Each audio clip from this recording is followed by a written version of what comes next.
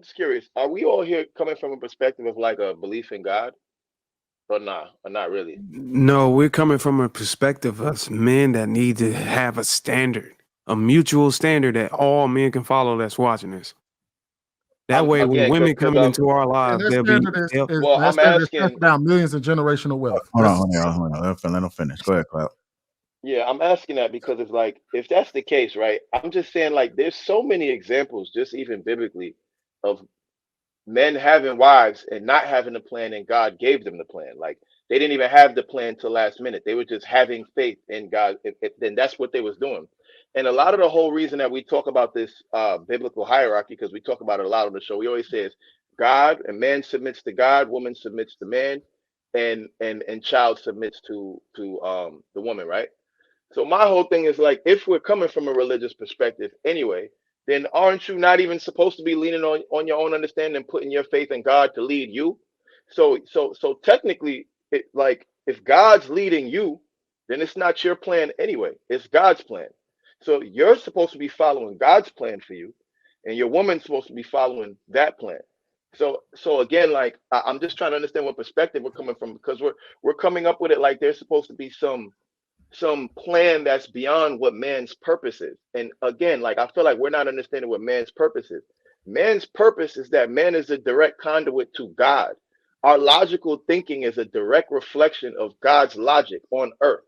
That is why we're fit to lead. Y'all, I feel like y'all are looking for a reason to be fit to lead and not understanding what it is that you are. You are men. The logic that you have is the same logic that God built the universe with. That's how you're designed to think. So you're already a leader. It's whether or not you're going to exercise your leadership skills or not. So my brain just can't compute this idea of I have to somehow prove I'm a leader first before being in the leadership position. The only way to do it is by leading. That's it. You put me in a situation to lead and solve a problem. That's what I'm gonna do because I'm a man. So I don't know what other format we're functioning under here. so Like this we're is making what, it seem as though like this is not our default setting. This is our default setting. This is not something we have to learn. This is not something we have to figure out. This is not something that needs to be validated by material or worldly success. This is what we are or wired to be as men. All you have to do is be a man. That's it. Go out there Lead. and try to no. get shit That's done. So, can I I say don't. something? I get what you're saying, Clout, and it's a confusion. I get it. This conversation, specifically this topic, is going to require us as men to be a little bit more personal. Aspirational. Instead of using statistics, what men commonly do, religious, how about we use our own examples, our own experiences of how, we position ourselves to be men of whatever standard we are. So I'll go first. Me personally, I had a plan. My plan was to go to college. No, let me start back. My plan was to go to the military, retire from the military, and then find a wife. I wanted to make sure that I was able to provide for a family. And the woman I chose, I wanted to make sure that she came from a household that had a representation of marriage.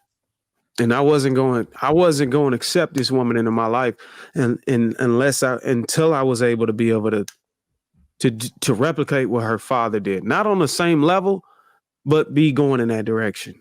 Don't get me wrong, I wasn't already established on a level to where I can just take where we at right now. We got about 3,000, almost 4,000 square feet, living in the 600s and above over here in Georgia. Subdivision. We doing really good. Way better than anybody, any of my siblings or anybody. They'll tell you.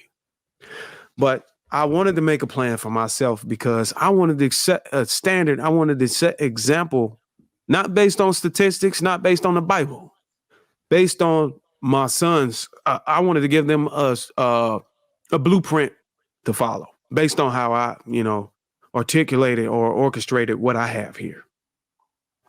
So I'm not going to be long-winded, but I think this is something, if we tell a little bit about ourselves and how we came to our point of view or our perspective, we might be able to have a better understanding in this conversation than saying, okay, look, this is what the stats say. Most men don't do that. What the fuck are you doing? How about that? Because a lot of people who point out these statistics, They probably ain't doing shit. I'm not gonna pull out a stat. I'm just gonna tell you what the hell I'm doing. And if you can understand that, then so be it. So I'll just let somebody else talk.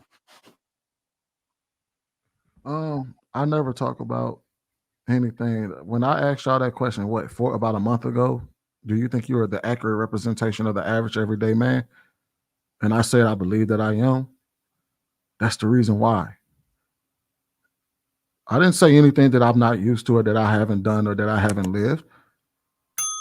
Me and my wife been together for 14 years. I just married her 4 years ago, but I'm the very thing that I said that you see it every single day. Two regular people get together and they grow together and they go on to do what they supposed to do. Most people, where that's why I asked, I'm like, what is the minimum for generational wealth? Because generational wealth is just passing something down.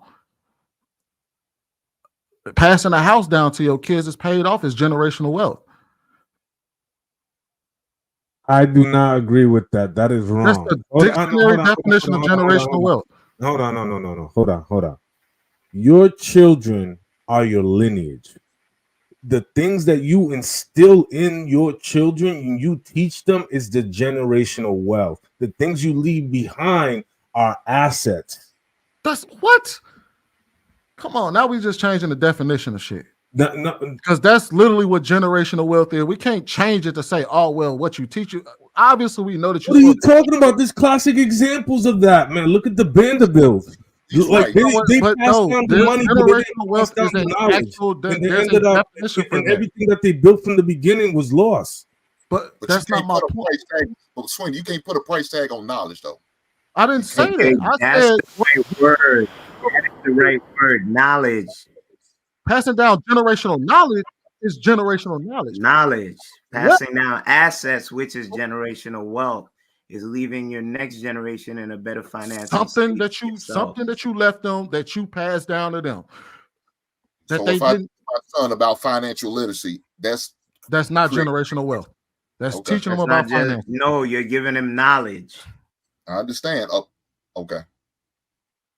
Generational wealth is a given asset. Go ahead. I mean, Sweet, was you done confessing your lifestyle and how you came up? I mean, shit, I'm no different from any other regular person. Okay, I'm gonna talk about my plan, how it was. So when I graduated from high school, my thing was to go to college. First, I didn't know I was going to get the opportunity to go to college because I didn't know no scholarships. Because please believe, I came from a family couldn't afford to pay for college and couldn't take co-sign on city loan. But I got blessed and got a college scholarship to play football in Murray State. So my plan was to go there, go to the league. That's what my plan was. Of course, that changed real fast due to a couple injuries, and that changed. So now my plan was by my junior year, get my college degree, go back to my home state, and teach and educate and be an assistant coach and maybe be a head coach someday. That was my plan. Of course, things changed. I had a daughter, so I had to make another adjustment. But I was still able to get my degree, do what I want to. Fortunate for me, I had great teammates I talked to and educated me about being financial literate and about financial literacy. Of course, back in my time, they used to have that in class where they taught you how to write a check, how to balance a checkbook, and all of that. That was in my home economic class. That was in. But I got the bare minimums. I took a couple business courses in order to get this knowledge. Like I said, my buddy, my best friend from Arkansas, his dad's a financial home loan officer. He taught me about buying homes, buying property, buying land, and all of that good stuff. Got that knowledge, and utilize it. Now, I inherited a house and I bought a house and I got my current house. Well, now I got 3 homes that I'm invested in. Why? Because I learned this knowledge and passed it on. My son knows about this. I've been teaching my son about financial literacy ever since he was a freshman in high school. My daughter, I did the same way because I have a plan. I had planned for them and a plan for myself to pass that knowledge on to them. That was all part of the game plan. And when I got married, I had a plan. She already knew the plan. I make sure I present the plan to her in order to say I do, because I don't want to get a woman who doesn't have a father figure in her life who knows what it is for a man to take care of a woman. She knew all of this. Now, fortunately, that plan changed because I got divorced. Now I'm in a new relationship, about to get married again. I had to present my plan to her, let her know she wouldn't a good woman, a woman in a right frame of mind, wouldn't want to deal with no man who doesn't have a plan. So I had to make sure I present that to her. I'm done. So hey, Hink, you got a daughter and a son? Yes, sir. They're both adults? My daughter's 28 and my son just turned, well, he's 18. Freshman in college. So you just becoming an adult. You got 3 houses? Yes, sir. What you gonna do with those houses? Two I rent. What are you gonna do with them when you die? Right now, in my living will, it's set up for my kids to inherit. Okay, that's what it's set up now. Once I get married, that will change. Okay, so this is the generational wealth versus generational knowledge, education, financial conversation. So wealth is something that you can count. How many beans is in my hand and shit? I got these beans. I didn't have them before. I got them now. I got a son. Son, these beans are yours. And the son takes these beans and he counts them and says, damn, thanks, Dad. Without you, I would not have beans. But because of you, Father, I have beans. So the whole generational wealth conversation isn't, well, son, I want to teach you how to grow your own beans. That's not generational wealth. That's just giving them game.